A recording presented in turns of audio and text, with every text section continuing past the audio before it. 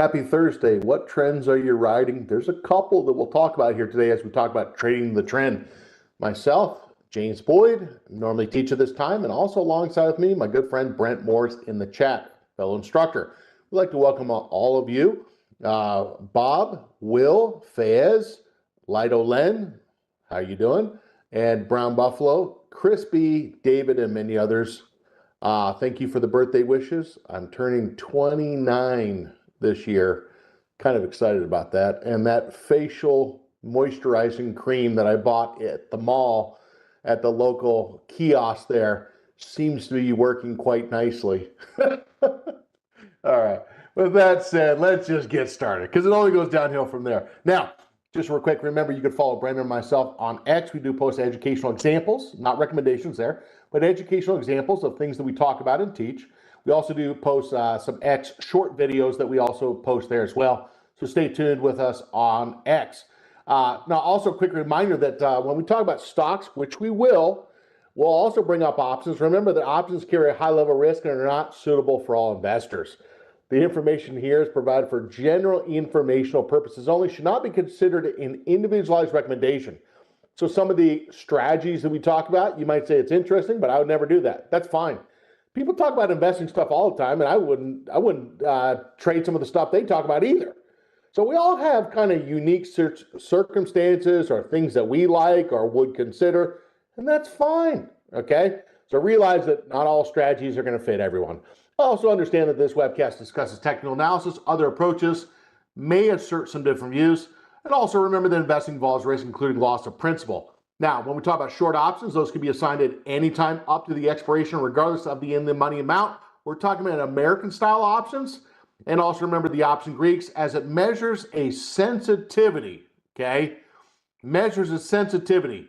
So you can kind of think of that like risk measures of direction, change in delta, sensitivity to the option price, or just sensitivity to the option, of the option to time decay, okay?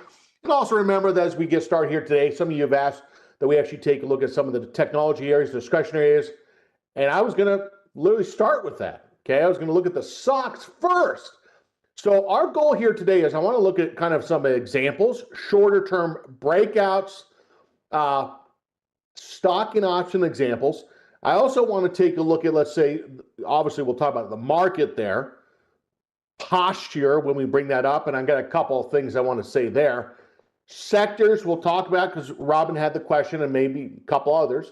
And I want to kind of talk about some stocks that are maybe going into earnings, okay?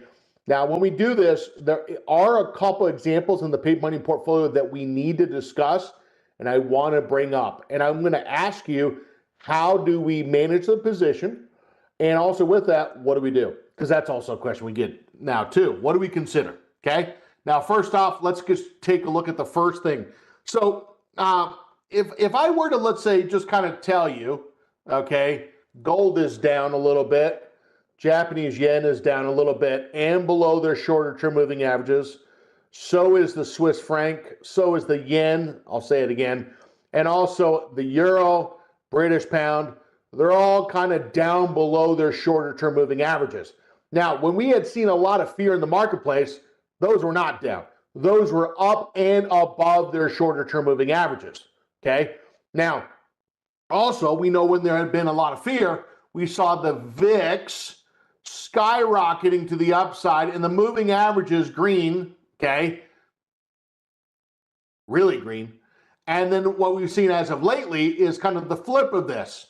Now, some of you mentioned in the chat, I think this David was you, the VIX is giving JB a birthday present. Boy, wouldn't that be a nice present? No comment, not a recommendation, okay? But yeah, I mean, if you're a bull, you'd like it to actually knock a fresh new low. Now remember, when the VIX is making lower lows and lower highs, probably stocks, not all, but probably more than not, are probably potentially above support, perhaps. Second, also making potentially higher highs and higher lows, as we'll see here in just a sec. So seeing the VIX actually go lower would kind of lead us to think, geez, I wonder how technology is doing for just a second. Because if the VIX is going down and people run back to that areas that are more volatile or higher beta or higher volatility, whatever you want to call it, people tend to actually run right back to technology, discretionaries, energy, materials, financials, okay? So remember, I always kind of like to think of this. I want you to imagine this is a tree limb, okay? Sorry, it's a tree that's crooked. And I want you to just imagine this is a tree limb, okay? Now, if there was a lot of wind, okay, you would probably want to move back over here and hug the tree because you're thinking, man, this tree limb is starting to shake and I don't want to fall.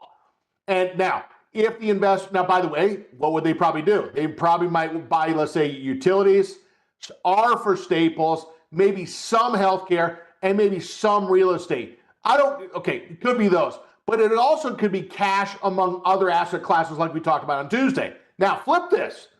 If all of a sudden it's like, hey, there's less wind, I'm not as fearful. Well, flip this. They go back out to the end of the limb. And what's on the end of the limb? Now, if we were talking about speculative areas, I'm going to include the Russell, okay? Right. I'm also going to include the stocks, the semiconductors. Now, remember, when we talk about, let's say, Russell, these are small cap companies. They don't have a huge balance sheet, and they could be, on a revenue earnings per share basis, they could be very, very, very, very volatile. So if someone's buying the Russell, why on earth would they buy the Russell if they actually didn't actually think that those areas might be better than they have been? Now, the semiconductors, why would someone buy the stocks or semiconductor stocks if they actually didn't think they were going to be better than they have been? Now, the other areas that they actually go is K for technology. I'm going to put Y for discretionaries. I'm also going to put communication. Okay, don't forget communication. We're going to put E, we talked about energy last week, materials. Now, the one I'm going to put on the outside, the dark horse on the outside coming down the backstretch, is the financials. Okay, but these technology, discretionaries, communications, energies, and material, those are the sectors that if people are kind of a little bit more wanting to take risks, those are the areas. Now, are we saying that the other areas like industrials, utility staples, healthcare, real estate, they don't go up at all? No, they just probably lag though, okay? Now let's take a quick look at this, okay? So when we look at tech, this kind of looks like a W pattern. That looks kind of like the video that I talked about yesterday, a little W pattern, and many of you noticed that, and you actually tweeted me back on that and said, James, I'm starting to see a lot of W's. And I would say back to you, I'm seeing the same thing. Significance, a lot of these actually might be right in that vicinity where they could break out to the upside. Now, when we take a look at, let's say, the discretionaries, you're going to notice the same thing. You could even say on the discretionaries, we had a downward sloping line of resistance, and we had an upward diagonal support, and we're starting to see, as Bill would say, pokey pokey. Okay? Now, if you're a bear, you wanted the price to stay below the diagonal line. Well, if the price actually gets above the diagonal line, you're now starting to make a higher high. And all of a sudden, maybe that bearish trend is starting to dissolve a little bit, okay? Now, you got to be very careful here. This is where bears tend to anchor to what has happened. We're not arguing. It happened. Yeah, the price went down. It did. Now, does that bad news last forever? Do bearish traders stay in there forever? Maybe not, right? Well, what would cause a bearish investor to exit? Maybe a broken resistance. The complete opposite, or inverse to, what would cause a bullish investor to exit? Break his support. Bearish investor, break a resistance. Just the opposite. So if some bears might be smart, they might be saying, James, I'm starting to kind of see this, maybe some of these bearish trends that are starting to break down. So if you're trying to focus a little bit on, let's say, discretionaries or technology, for some investors, they might say that makes sense. If we actually look at communication, you're seeing that same theme as well, okay? Now, I'm going to have a little fun with Barbara here, okay? Have a little fun with Barbara, okay? Barbara was kind of talking about yesterday that, the market was up, but, like she wanted to see the market go higher. Okay, fine, but where? Where higher, okay? The diagonal, the breakout of the diagonal line, that's the first step of a reversal. If we said on this chart, James, the last lower high we got on communication was right there. Well, if we're starting to get more confirmation of the breakout, you start trading closing above 490, all of a sudden those signs are becoming a little clear. It doesn't just snap back all at once, but it reverses the trend. And that starts with the diagonal. Now, we could actually also go back and say, well, James, before the diagonal, is there anything below the diagonal? Yeah, like we talked about, bull SMACD divergences. We also could actually say W patterns and so on, V patterns underneath as well. All of that, okay? Now, the also thing is, if we are down here, could we start to look for, let's say, areas that might kind of be telling us the sentiment has changed a little bit? Yeah, high VIX, okay? Maybe the yen's starting to fade. Yen's starting to fade. Gold's starting to taper off a little bit, which I said earlier, they're kind of starting to show that. And if people are buying the stocks, the Russell, the tech, the discretionaries, the communications, if those areas are leading, some investors might be shifting back into those more bullish areas. Okay. Now, just want to kind of show just real quick, when we look at energy, what do we see? I mean, look, big waterfall drop to the downside, trying to heal a little bit back to the upside. Base materials. We actually looked at the middle of the W on this one. You're going to see that it got above the middle of the W and then today traded to the middle of the W and actually closing, or at least trading, pretty close to the high here today. So a pretty good move here today on energy and materials. I'm also going to bring up the financials. Financials kind of went through the floor at 584. It's reclaimed that, and the bounce today right off the 584. Okay. And also, if we look at, let's say, industrials, you're going to see that they've kind of been a little surprised. And that also went above the middle of the W as well. So here's the deal. There started to kind of be some better signs. Now, I want to kind of talk about why is this? Well, you got to remember something. Not all investors are bearish investors. Some investors, they're bullish, they get paid, and they have an allocation to put so much money in a 401k, some type of retirement account, whatever, and they want to put the money to work, okay? And so sometimes people use those opportunities to sell off to try to get in because they are already going to allocate money to certain markets anyway, okay? And they're not investing for the next week. They're not investing for the next month. They're investing for years out of time, and they're trying to take advantage of pullbacks, okay? That's a big lesson that we need to learn there, okay? Now, when we go back just real quick to the SPX, comment on the SPX, and then we're going to look at examples. We have been talking about the 61% fib ad nauseum, and we said that that had been the Berlin Wall of resistance, okay?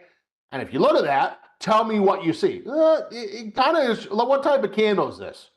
I mean, if we kind of said the candle, the green one on the right-hand side that I just circled, what type of candle is that? It's not a perfect bullish engulfing, but we get the drift, okay? It's kind of like a bullish engulfing. And it's a bullish engulfing right near the area of resistance. We said before, if we're going to start to test that again, need to get above 54.50. We're above that, 54.69. And then anything above that, 5600, okay? So, again, when we look at the sectors like we did that are unequally weighted to tech, discretionary, financials, and so on, that's not a surprise to see the S&P do this. And if we looked at just real quick, the NASDAQ, you're going to notice on the NASDAQ, it's showing that it's getting above the 61.2. Now, what I want to do now is I want to take a look at some of the positions that are in the portfolio, okay, for just a moment, okay? So first off, what I want to do is let's go to the IRA account. Let's click on that. Let's go to margin for just a second, okay? Now, when I look at the margin account, I want to kind of take a look at what's in here, okay? You got AEP, utility stock, Amazon, okay, that's underwater, AU, which is, okay, up a little bit, Duke, and so on, okay?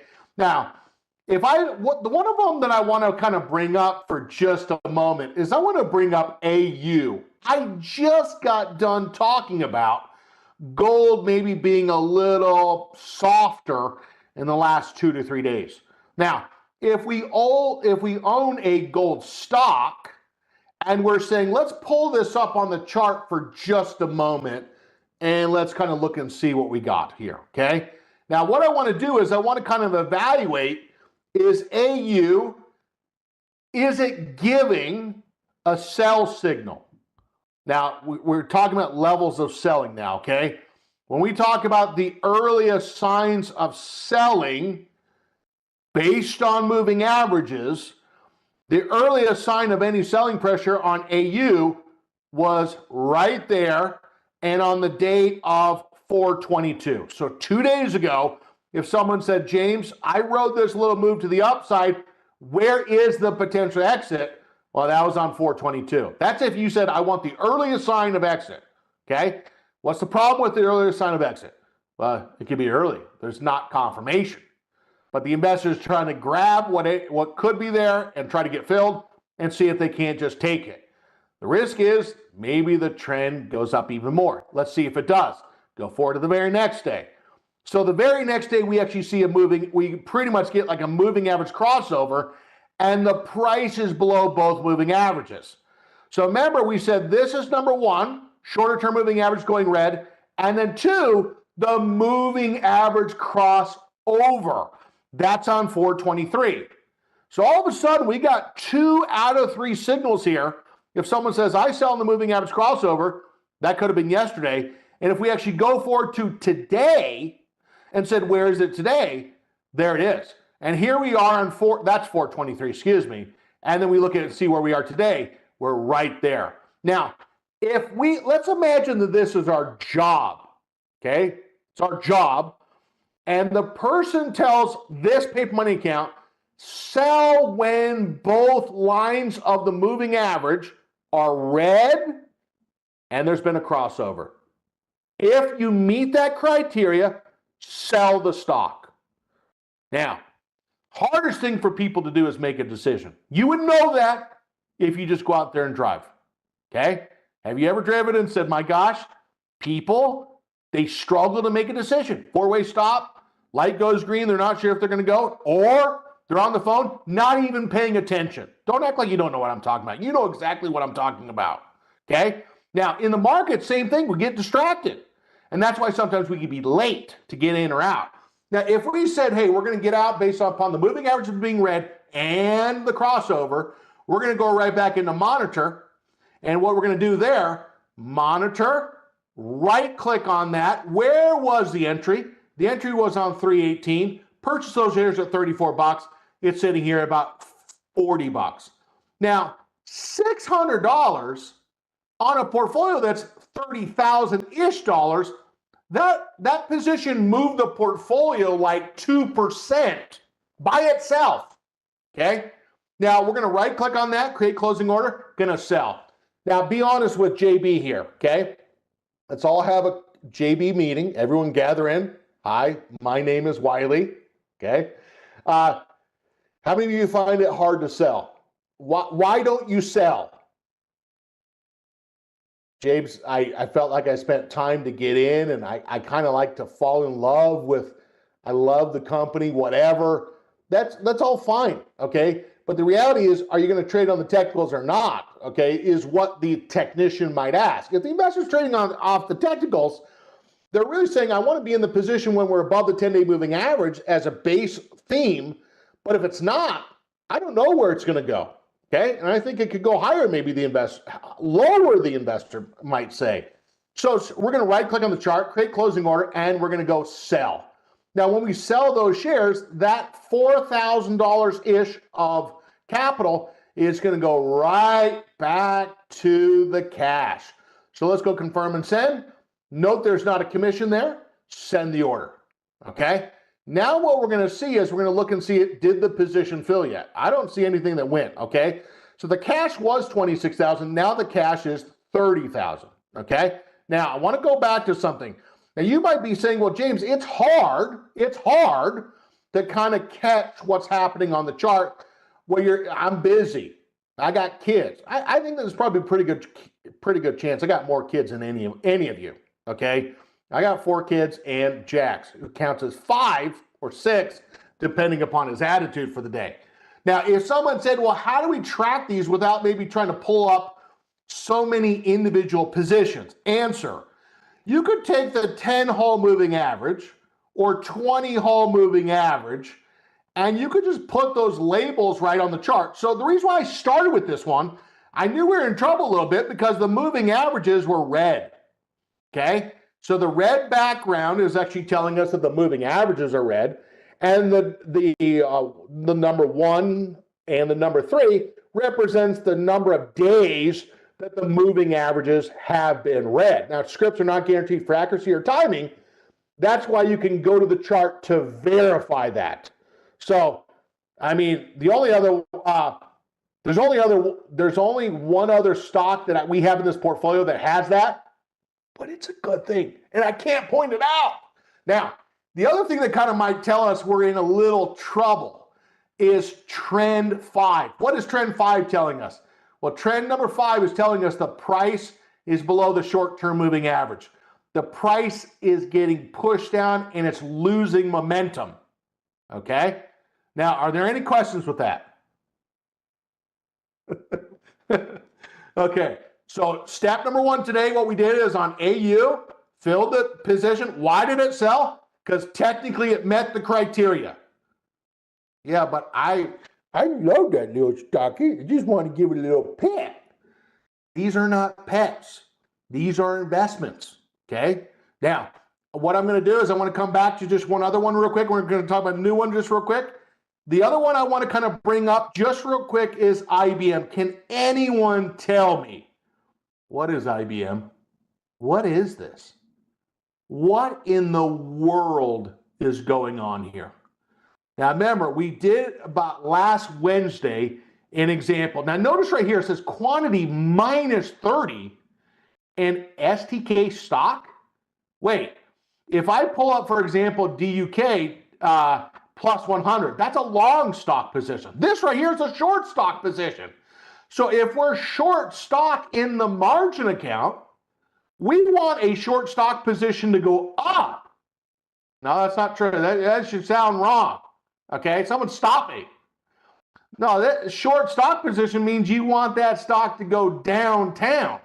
Okay, well, if we take a look at this, what you're now going to notice, the intention was to hold this through earnings, thinking that maybe the earnings might not be as great, or that there could be some investors who might want to sell on the earnings. Now, the earnings actually wasn't that bad. They actually confirmed the full year guidance, but the one thing that people don't really bring into consideration is there could be portfolio managers who are looking to exit that have large positions. So irregardless what the earnings are or what they think the future is going to be as far as the earnings forecast, if you get a couple portfolio managers that actually have large positions, the best day for them to sell those positions tends to be on earnings day.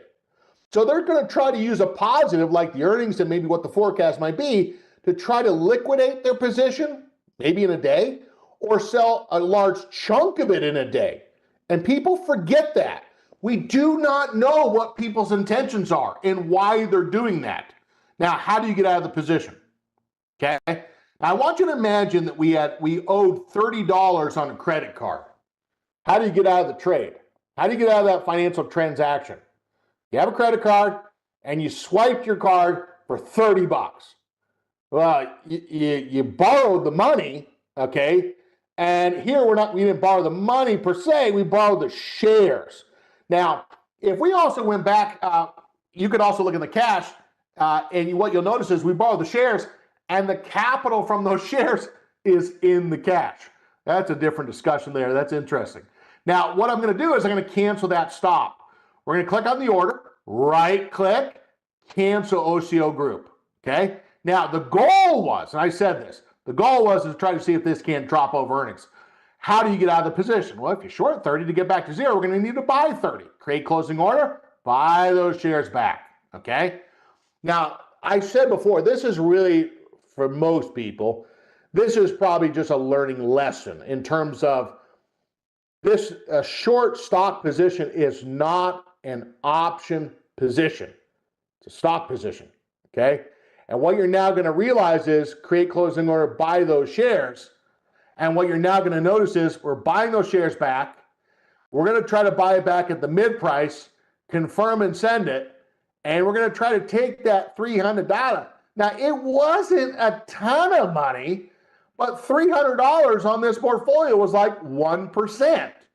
Okay, just kind of chipping away here. Now, what I want to do is let's kind of talk about some new examples for just a moment.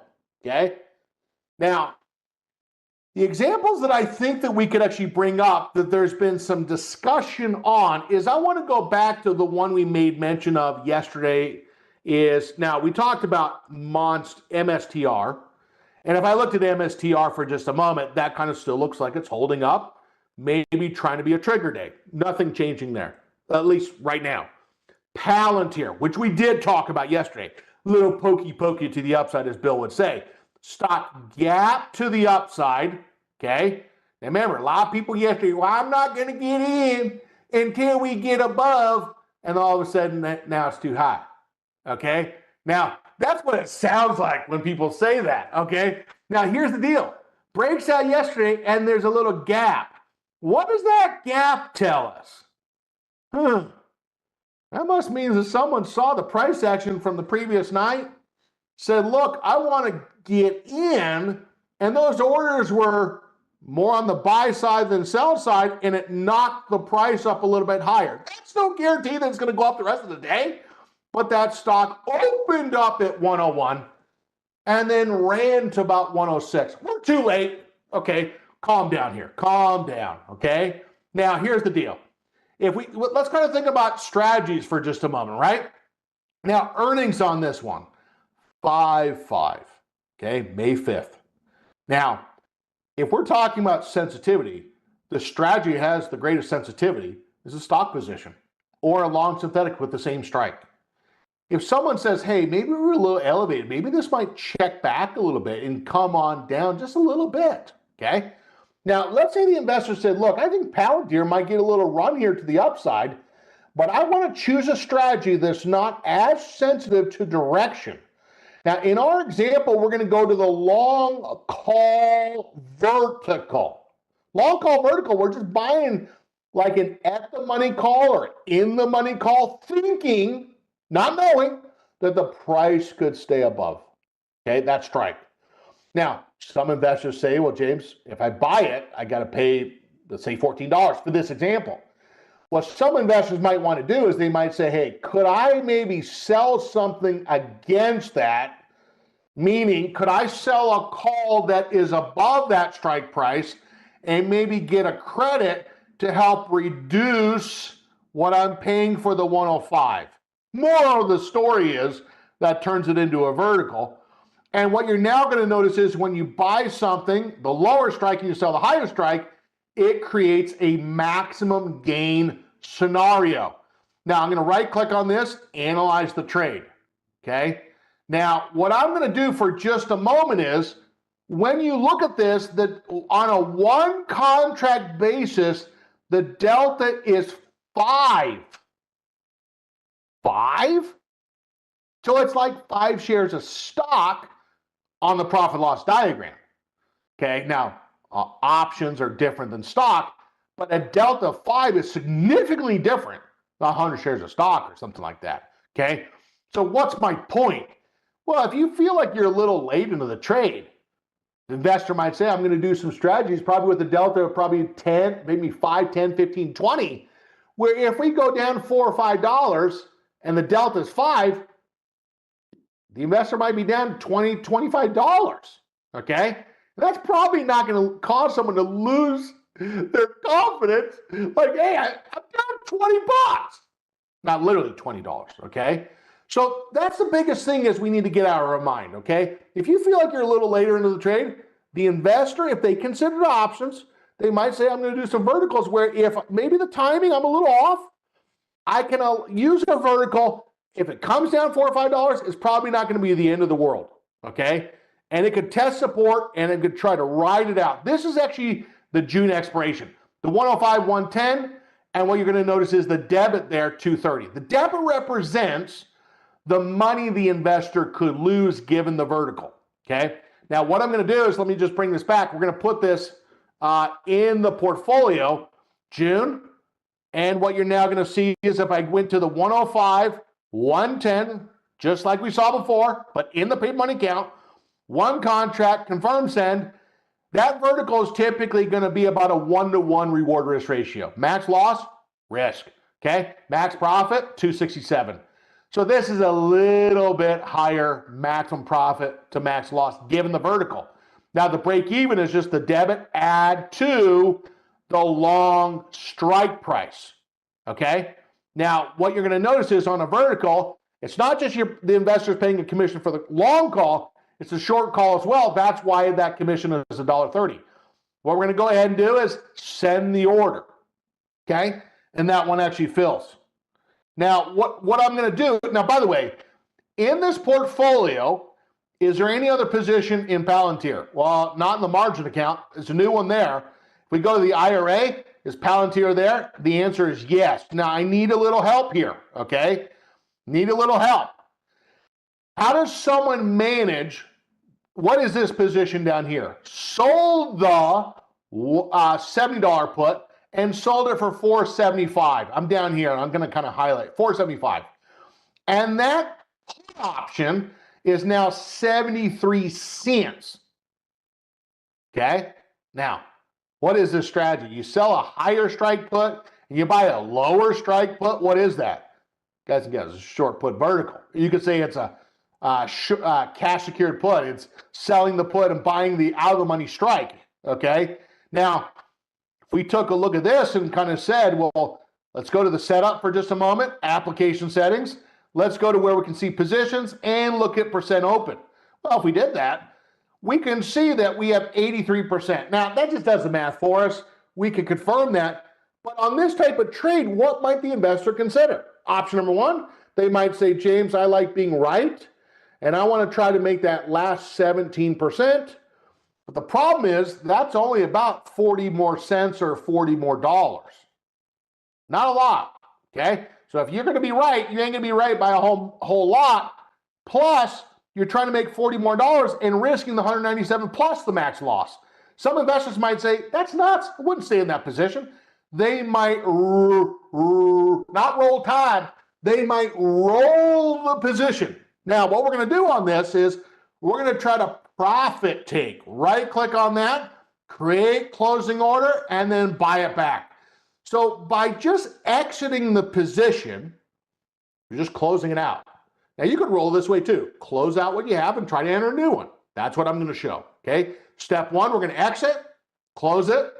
Then what we're actually going to do in this case, confirm send. Note the commission there. Send it. Now I'm going to go back. We're going to go right back to the Junes. We're on the put side in the IRA account, and what we're going to do, now look at the implied volatility. The implied volatility is really quite high, 85, 90, 100%. Now, if the investor said, hey, James, this stock is volatile. Volatility is not always great. It can be risky. Noted. Now, when we pick a strike, a starting point to look at might be a delta of 30 to 40 if we're talking about selling calls or selling puts, if we're talking about probability, okay? Now remember, the delta of 30 is just saying if the stock moves $1, the options move by about 30 cents for the first dollar move. Now what you're going to notice is we're just going to come back in here, sell the 95, okay, and just put on a new position. Now wait, did the position fill? Look down below, did it fill? It's not there anymore, okay? What we're going to do is sell vertical, okay? What is this trade really kind of trying to do? Well, number one is it wants the stock to stay above 95. What's the purpose of the 90? Well, protection, okay? Also, note the net credit there, confirm and send. Now notice on the long call vertical, the long call vertical had higher max gain to the max loss. That's why I call it more of a profitability trade, okay? With a defined risk. When you look at a short put vertical, it's more about probability. Well, here if we look at, let's say, what's the break-even expiration at 93, and the stock is at 106. So the stock can even come down somewhat and still be profitable, okay? Now what I'm going to do is I'm going to send this trade right there, send it, and we're going to go ahead and try to shut that one down.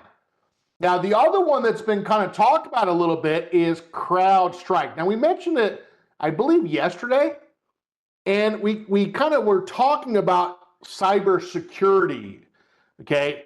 And what you're going to now notice is this is a stock that's gone down, went back up, went down, went back up, and so on, right? Now, by the way, if some of you did not catch yesterday, now, by the way, I did put my 48th birthday photo on X, okay? So I'll just hold on for just a sec. Now, if I scroll down, I want to kind of show you a video that I think could be helpful, 2 minutes or less, okay? And if you scroll down, you'll see my birthday photo. And what you're now going to notice is, yeah, there it goes. Okay. All right. Now, what I really wanted to get to, okay, is I want to get to this video right here. So let me send you this video right here. This is, yeah, I thought it was a great pick, Alan. I'm not going to lie to you, okay? That's why I posted it there. Now, here's the deal. So I talked about W patterns yesterday because a lot of you were asking about it. And I said, let's put a quick video out about it. And so I just posted that last night, just 2 minutes. And the example I kind of talked about was Netflix in the example. Now, I want to go back to, so why did I bring that up? Well, because kind of crowd looks pretty similar. Now, in one of the points I talked about with Netflix was when you look at kind of the middle of the W, okay? So here's the deal. If I were to look at this, we might say, hey, kind of the middle part of this, could a W be a sideways channel? Yes. Can there be a bigger W and a smaller W in there as well? Yes.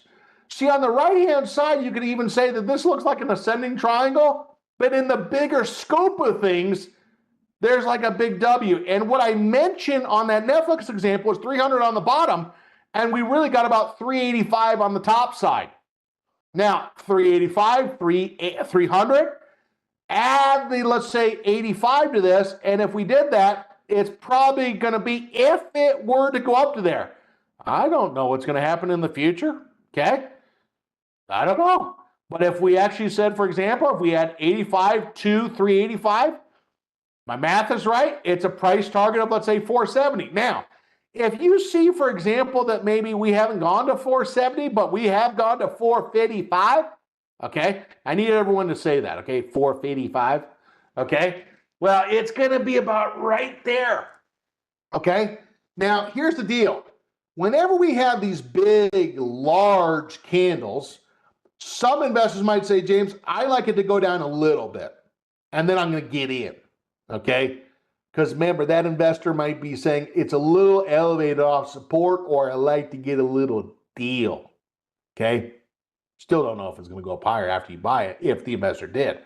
Now, the second spot on this chart, maybe the middle of the green candle. Well, that's about 400 bucks, okay?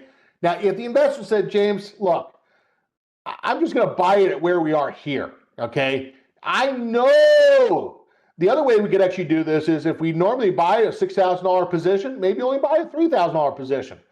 And if it were to pull back or just kind of come down to those levels that I just mentioned, maybe the investor might just try to add to the position at that point. So what we're going to do is we're going to step in with a half position. And this is something I think a lot of investors, they just kind of forget. So I'm going to put a position, not $6,000 worth of stock, $3,000, okay? So we're trying to keep some powder capital, that if it were to pull back inside this green candle just a little bit, that there's a little powder of capital that they could try to buy on the dip. Do we have any dip buyers here? Do a couple of you like to buy on the little dip? A lot of you know who you are, okay? Feel free to point yourself out. Now, we're going to put that target price at 454. Now, why not a 455 perfectly? Well, we're trying to get out a little early, so that way if it doesn't go to the very tippy top, there's a good chance that order might fill if it can go up to that. Data GTC, and then as far as the stop, we're going to even set the stop underneath the 10-period moving average. This makes my day. Ocean Life says French onion. Nice. Okay, very nice. That was funny. I was not expecting that. Okay. Now, so let's say 380, okay? 380 is where the 10 period moving average is, less 2%, 372.40. Now, if your spouse says, you're not that funny, stop laughing at your own jokes, just say that James said, I was funny, honey, and you better start laughing, okay? And I know how you feel, okay? There's been a lot of lonely nights with old JB where I'm laughing at my own jokes, but they are funny, okay? Sometimes they are. And I don't think our crowd truly appreciates the sense of humor that we all offer, do they? Okay. Now, what I'm going to go ahead and do is 3,000, confirm and send. And notice what I'm going to see in this case is I'm going to just take this to 7 shares of stock. Okay. 7 shares. There it is. Confirm, send. And what we're going to do is send it. Now, the one thing I want to do here is if the intention is to try to buy on the dip, French onion and all, okay, Ocean Life, we're going to right click on the chart, go to create an alert. And what we're going to do is we're going to say, look, if it gets at or below that price, consider, okay, potentially buying the dip, remaining 3,000 of capital. Why do you do that? Well, because when your life gets going, you kind of forget. Now, the nice thing about this is it gives a little pop-up. If the price drops to that price or less, gives a little notification on the platform. If you haven't synced up to your phone or email, it'll say, hey, CrowdStrike went at or below $400.72. You'll see the note, consider question mark, potentially buying the dip remaining on the $3,000 of capital. Now, what I'm going to go ahead and do is create and send that. Now, I think probably the funniest thing I ever heard was from a good old boy in Texas, where talking to this gentleman, and he said, now this is a good old boy in Texas, okay? And he goes, James, I'll tell you what. That was first off funny. I'll tell you what, okay? He goes, aren't you glad that not everyone's as smart as we are? When he said that, I started laughing so hard. And I'm not saying I'm that smart. I'm just quoting what he said, okay? Aren't you glad that not everyone's as smart as we are, okay? And there's just something about the Southern people, which I dearly loved. I lived in Kentucky, and they're some of the funniest people out there, I think, okay? Now, so we got a target price, and we got to stop underneath. I want to quickly fast fire in the last 3 or so minutes and just kind of make mention of a couple other stocks that some investors might also be keeping an eye on. TTWO, one of the few stocks in the technology space that's hitting a 52-week high. What on earth is going on there? Showing some relative strength. Keep an eye. Now, we also thought that maybe just 2 days ago, Netflix was at a high when we got in that position, but it actually went higher. Okay? That is, for example, a stock hitting a shorter term high and an intermediate high. Fortinet is another one we're going to keep an eye on because it keeps hitting that wall of resistance, but the stock in the shorter term is really trying to make some higher lows. Keep an eye. We also have Electronic Arts, okay? Now, the other day I went by this gaming place, and the line was wrapped around the building. Obviously, people looking for maybe a new release. Keep an eye on Electronic Arts, which kind of looks like it's in a V pattern with a very short term pullback, and it's right near 145. Just keep an eye on that. Kind of look and see it. I mean, the V pattern is right there. And when you see those, some investors like to actually look for a measurement technique that if it can break, that measurement is $14, add $14 to the resistance. That's really about right there. We don't normally talk about that, but I did think it was a little unusual that people were standing wrapped around the building waiting for a new game to be released. Anyway, keep an eye on it. Now, the last one I'm just going to make mention of is also GE, okay?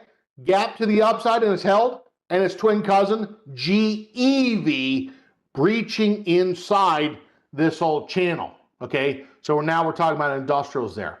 Now, I'm out of my time here today. I want to thank you on my 29th birthday, again, that you guys have provided and gals have given a nice sense of humor today, okay? I always appreciate that. And you guys are the funniest people I know, literally, okay? That's why I'm here. Now, also, JP, thank you for that. David, thank you for that. Thank you, Brent. And Jack says, from Mississippi here. Yeah, great place. If you haven't been to the South, they're some of the nicest people I've ever met. I grew up in upstate New York. They're nice people, but the South, man, love the South. Would easily move back there tomorrow, okay? Now, the biggest thing is I want to give us a quick reminder that with what we discuss here today, when we talk about stocks and options, always remember that investing has risk. Also remember when we talk about examples, feel free to use a paper trade account to kind of get used to the strategy and see if it's something you would consider. Feel free to join Brent in his class today and tomorrow. And also, for example, I want to thank all of you here today as we've talked about this class on trading the trend. Seeing a lot of short-term W's here today. Keep an eye on your homework is to go out and find other examples that could be meeting the criteria that we discussed. Thank you so much. Stay tuned for our next webcast coming up next. Take care. Bye-bye.